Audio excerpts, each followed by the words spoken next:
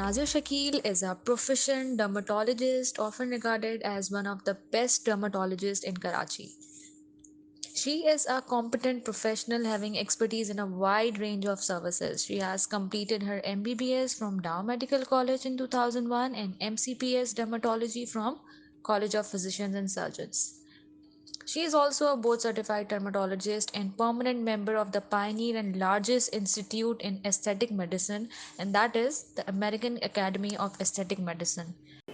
Assalamu alaikum, this is Hamna Hussain, your host for today, and we are interviewing today Dr. Nazia Shakil on the behalf of Bima Pakistan. Thank you so much, Dr. Nazia, for coming here and joining us for the organic gossips for the Bima Pakistan. Thank you so much for that. Thank you for calling me. So, Dr. Nazia, we'll start the discussion right now, and I just want to know about the aesthetic because right now, this is a new norm right now and going everywhere. Yes. So what do you suggest, like if a person want to go, so he should visit the aesthetic clinic or he should go to the other specialist, skin specialist? So what do you recommend? देखिए, मैं आपको यही बताना चाहती थी कि अगर जो डॉक्टर स्किन स्पेशलिस्ट है वो एस्थेटिशियन भी हो सकता है. ओके. सो ये बहुत अच्छी बात होती है. सिर्फ एस्थेटिशियन है तो उसको सिर्फ एस्थेटिक्स के बारे में पता. अगर स्किन स्पेशलिस्ट भी है और एस्थेटिशियन भी है तो she must be knowing about the skin types कि पेशेंट की स्किन ड्राई है, ऑयली है, उसकी स्किन पे एक्नी हो रही है, उसको किस तरह के सीरम्स देने हैं, उसको किस तरह की क्रीम्स देनी है, उसको किस तरह के प्रोसीजर्स देने हैं.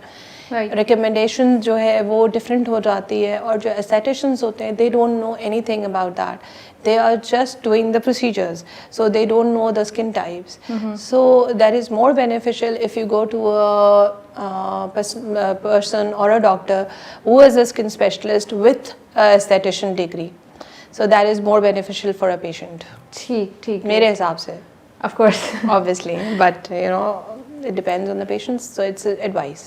Okay, so, and what is aesthetic specifically, if we talk about that? Aesthetic is a big field now. बहुत सारे procedures हो रहे हैं. जैसे पहले ज़माने में इतने सारे procedures नहीं होते थे. अब patients बहुत ज़्यादा aware हैं, बहुत सारी चीज़ें उन्हें खुद पता होती हैं कि किस तरह जो है उनको एंटी एजिंग प्रोसेस से को उसको रिवर्स कैसे करना है. फिलर्स हैं, बोटॉक्स हैं, थ्रेड्स लग रहे हैं, हाइफू है, HIFU is for face contouring machines हैं. इसी तरह के हेयर रिमूवल लेज़र्स हैं, एक्नी स्कार्स के लिए स्कारलेट मशीन्स हैं. हम डर्मा पेन में PRP कर रहे होते हैं. इसी तरह जब हेयर फॉल हो रहा होता है उसके लिए PRP करते हैं. So there are lot of procedures now. Aesthetic is a big field now. We have multiple procedures and the patients get very good results and their life has changed. Like if a patient is उसको हम 10 साल पीछे कर देते हैं अगर हम उसको aesthetics procedures करें.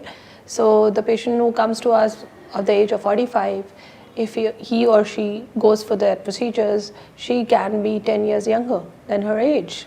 Great. So and now the patients are more aware of this. They know a lot of things. They come to us with the things कि मुझे हाइफू कराना है, मुझे ये कराना है. So they know a lot of things. That's it.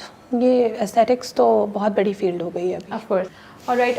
So doctor मुझे बताएं recently aesthetic के बारे में आपने बताया treatments, there are a lot of treatments that people are going for. So actually what are the side effects of all those aesthetic treatments? देखिए as such तो side effects नहीं होते. लेकिन ऑब्वियसली जब हम बोटॉक्स लगा रहे हैं या फिलर लगा रहे हैं तो इफ़ेक्ट्स तो होते हैं. लेकिन अगर आप प्रॉपर एस्थेटिशियन के पास जाते हैं जिनके पास प्रॉपर डिग्रीज हैं, प्रॉपर एक्सपीरियंस है, तो then there are no side effects. But if you go in bad hands, then there is a disaster, which the patient comes to us with a disaster thing.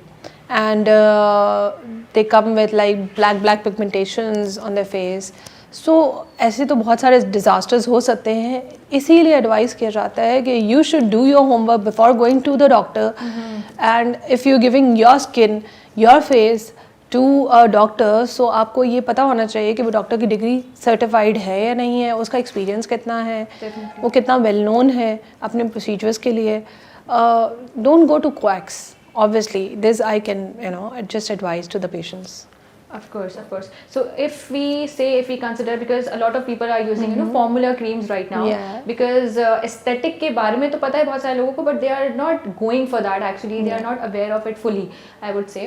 So what are the damages, or what are the side effects? there are a lot of damages of these formula creams. Okay. like formula creams में मैं सबसे पहले ये बताती हूँ कि उसमें steroids होते हैं, ठीक है, जो आपको एक इंस्टेंट वाइटनिंग इफेक्ट्स दे रहे होते हैं. हम पेशेंट्स को वो पेशेंट क्या करते हैं कि वो फार्मूला क्रीम्स को लगा के they are more than happy because they get instant results.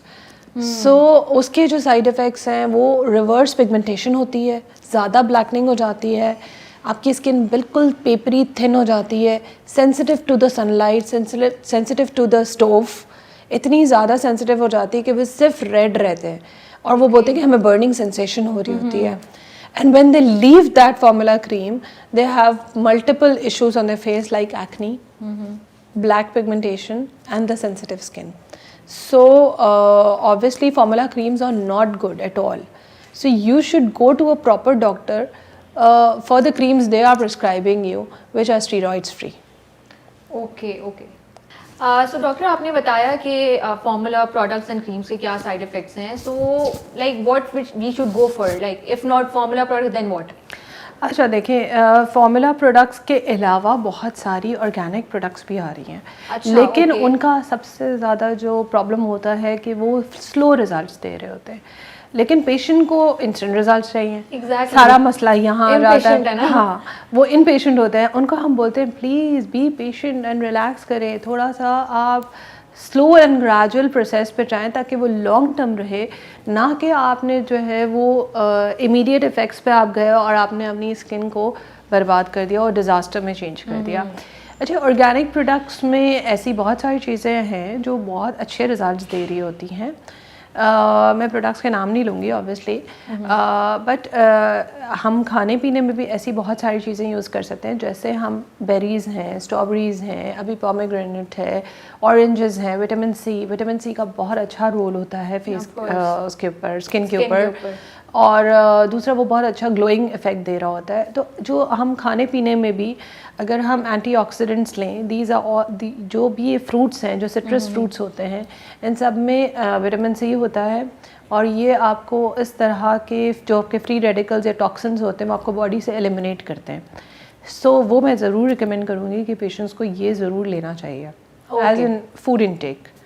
सो जो हम ऑर्गेनिक की बात कर रहे थे कि वो एज अ फूड इनटेक में भी ये सब चीज़ें ले सकते हैं जो आपको एक ग्लो दे सकता है. और प्रोडक्ट्स भी organic, obviously the products should be organic, steroid free. Steroid free, okay, alright. Because as we have discuss about the formula products कि उसमें कितना ज़्यादा damage they do it. So how long does it take to recover those damages? The damage which has done with the formula creams, it takes a longer period of time to heal. इसी तरह मैं patients को बताती हूँ कि देखें जितना बुरा डैमेज आप करके आए हैं या कितने साल का डैमेज है, it will take a year or 6 months to get better. क्योंकि वही हम स्लो प्रोसीजर्स कर रहे होते हैं या फिर हम उस तरह की क्रीम्स उनको दे रहे होते हैं जिसमें स्टीरॉइड्स तो नहीं होते, तो बहुत स्लो एंड ग्रेजुअल उनको रिजल्ट्स आ रहे होते हैं. ऐसी बात है जो स्किन इतनी डिज़ास्ट्रस कंडीशन में होती है और जितना डैमेज वो हो चुका होता है उसको बहुत लंबा टाइम लगता है, एटलीस्ट 6 months to 1 year लगता है.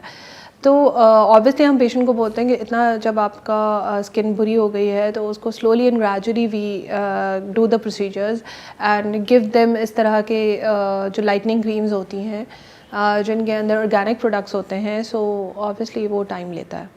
It takes a longer period of time. Okay. So hence proved organic products are better than the formula products. Okay. So basically, what are the common issues that a Pakistani girls usually faces? Pakistani girls में ज़्यादातर जो Asian हमारी skin है उसमें ज़्यादातर pigmentation और acne बहुत ज़्यादा प्रोन है, and specially the age related issues. और उनको वही जो आपकी जो वो टीन एज होती है उसमें वो फार्मूला क्रीम्स यूज़ करना शुरू कर देती हैं. तो वो जब आती हैं 3 साल के बाद वो सारी फार्मूला क्रीम्स छोड़ छाड़ के तो वो पिगमेंटेशन के साथ एंड अप करती हैं. And when they leave that pigmentation, वो जो फार्मूला क्रीम्स हैं, तो they end up in acne also. So जैसे मैंने कहा था कि वो रिवर्सल होता है, जैसे आपने स्टीरॉइड्स बेस्ड क्रीम्स छोड़ी आपको एक्ने भी हो जाएगी, आपको पिगमेंटेशन भी हो जाएगी, आपकी स्किन सेंसिटिव भी हो जाती है, रेड भी हो जाती है, you can not go in the sun. बहुत नॉर्मल सन एक्सपोजर में भी उनको प्रॉब्लम हो जाता है कि वो कहते हैं कि जब हम कॉलेज जा रहे होते हैं या हम नॉर्मल कोई बाज़ार जा रहे हैं तब भी हमें बहुत ज़्यादा रेडनेस होती है, हमें जलन महसूस होती है। So lot of issues obviously different issues होते हैं, लेकिन बेसिक इश्यूज़ जिनके लिए पेशेंट्स हमारे पास कंसर्न्ड होके आ रहे होते हैं वो पिगमेंटेशन और एक्ने हो रही होती है, और फिर उसके धब्बे रह गए होते हैं ऑब्वियसली। Of course, scars रह जाते हैं उसके. So what other treatments will you offer to those girls or for those उनके लिए मैं यही बताती हूँ कि जी आपने सन ब्लॉक तो मैंडेटरी है आपके लिए कि आप दिन में 2 दफ़ा सन ब्लॉक ज़रूर लगाएं एंड 20 मिनट्स बिफोर एक्सपोजर, वो आप लगाएं। दूसरा विटामिन सी के सिरम्स आप लगा सकते हो जो बहुत अच्छे होते हैं। अच्छा, वो स्किन टाइप के हिसाब से होते हैं। अगर आपकी स्किन ड्राई है तो आप सिरम नहीं लगा सकते, ठीक है, फिर आप क्रीम्स लगाएं। इसी तरह आपको ऑब्वियसली डॉक्टर के एडवाइस के हिसाब से कि अगर डॉक्टर किस तरह आपको एडवाइस दे रहा है, किस तरह की आपकी स्किन टाइप है, don't use your products, you should consult a doctor and then use the products. That is a better advice to follow. दूसरा ये कि प्रोसीजर्स तो हम बहुत सारे कर रहे होते हैं, हम पील्स कर रहे होते हैं, हम मीज़ोथेरेपीज़ कर रहे हैं, हम लेज़र्स कर रहे हैं पिगमेंटेशन के लिए। एक्ने के लिए मोस्टली टैबलेट्स होती हैं, लेकिन जब एक्ने स्कार्स रह जाते हैं उनके लिए फिर हम आरएफ नीडलिंग कर रहे हैं, हम जो है डर्मापेन विद पीआरपी कर रहे होते हैं, और उनकी भी उसी तरह की दूसरे सारे बहुत सारे प्रोसीजर्स हो रहे हैं, वो सब हम कर रहे होते हैं। थ्रेड्स डलते हैं, मोनो थ्रेड्स डल रहे होते हैं एक्ने स्कार्स के लिए। So we give very good results to the patients. Okay, all right.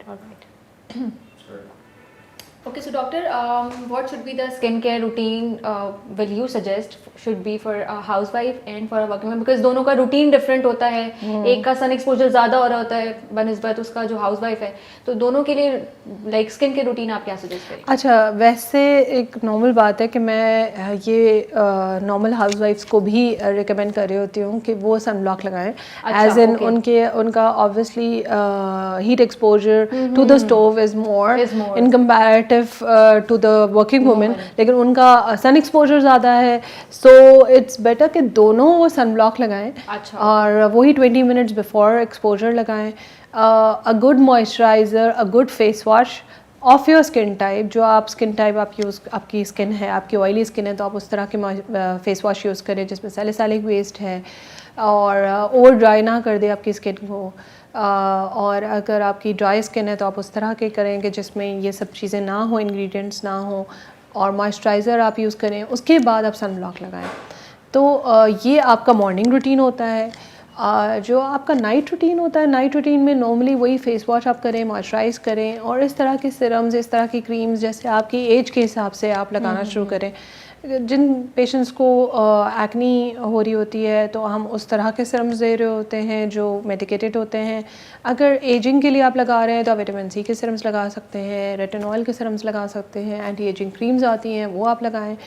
तो और मेकअप ऑब्वियसली मैं बहुत सारी लड़कियां जो ऑब्वियसली जो बहुत टीन एज होती हैं वो they are very when they get very tired so they don't remove the makeup and they sleep, so that is a big mistake. Yes, that is a big mistake because you clog the pores. आपके pores बिल्कुल clog हो जाते हैं। आपने proper उसको face wash करना है, proper cleansing milk use करना है, उसको मेकअप को रिमूव करना है। बल्कि आप अगर आप कोई ऑयल आपके पास है, कोकोनट ऑयल या कोई भी ऐसा ऑयल, और आप वो मेकअप रिमूवर के जो पैड्स आते हैं छोटे वाले, वो आप उसके ऊपर लगा के और प्रॉपर तरीके से मेकअप को रिमूव करें। And then you moisturise your skin and then you apply the serum and then you sleep. So that is the best care, best skin care routine. Okay, so doctor like what should be, because आपको पता है कि weather changes जो होते हैं तो what are the effects on the skin of those weather changes? कभी सर्दियाँ कभी गर्मी। हाँ, जैसे अब गर्मियों में बिल्कुल डिफरेंट होता है। गर्मियों में बहुत ज़्यादा स्वेटिंग हो रही होती है, ऑयली स्किन हो आती है, बहुत ज़्यादा नोज़ के पास, और ये आपका जो टी जोन होता है ये बहुत ज़्यादा ऑयली होता है। तो आपको उस तरह के, मैंने आपको बताया अभी कि जैसे फेस वॉशेस उस तरह के यूज़ करेंगे जिसमें सैलिसाइलिक वेस्ट होता है कि वो स्किन को ड्राई रखे, वरना आपके क्लॉग पोर्स हो जाएंगे, आपको वाइट हेड्स, ब्लैक हेड्स हो जाएंगे, आपको एक्ने हो जाएगी। और उस तरह के फिर ऑब्वियसली मॉइस्चराइज़र्स डिफरेंट हो जाते हैं, डिफरेंट गर्मियों में मॉइस्चराइज़र्स डिफरेंट होते हैं, सर्दियों के मॉइस्चराइज़र्स बिल्कुल डिफरेंट होते हैं। सर्दियों के मॉइस्चराइज़र्स में चीज़ें डिफरेंट हम यूज़ कर रहे होते हैं, और दूसरे सर्दियों में स्किन बहुत ज़्यादा ड्राई हो जाती है। तो ज़्यादा मैं बोलती हूँ कि जी 4 to 5 टाइम्स आप मॉइस्चराइज़ करें, जब भी फेस वॉश यूज़ करें तब आप मॉइस्चराइज़ कर लें, रात को सोते हुए भी करें, सुबह ऑब्वियसली जब फेस वॉश करेंगे तब वापस स्किन खिंचना शुरू हो जाती है। तो विटामिन सी के और उसके अंदर उस तरह की चीज़ें होती हैं। अब डिफरेंट किस्म के बहुत सारे पेशेंट्स आ रहे होते हैं, एक्जिमा के पेशेंट्स आ रहे हैं, तो उसमें हम यूरिया बेस्ड मॉइस्चराइजर्स बॉडी पे यूज़ करवा रहे थे, not on the face but on the body. अच्छा, वो भी हम यूज़ करवा रहे होते हैं। तो ऑब्वियसली वो तो हम देख के, जैसे ही पेशेंट जो देखते हैं जिस तरह की डिजीज़ होती है उसके हिसाब से, या द स्किन रिक्वायरमेंट कि उसकी कितनी ड्राई है, कितनी ऑयली है, क्या है, उसके हिसाब से, और वेदर चेंजेस के हिसाब से हम चेंज कर देते हैं। जैसे मैंने बताया ना कि क्रीम बेस्ड जो है वो ज़्यादातर आप सर्दियों में देते हैं, सिरम्स आप मोस्टली गर्मियों में देते हैं। गर्मियों में देते हैं, of course, because it contains oil. हाँ, yes. All right, Dr. Nazia, thank you so much for your time and for the knowledge that you have gave us, and I'm sure it will help a lot of girls and women that are watching us right now. Thank you You're so much most for that. welcome. Thank you Thank so you so much. much.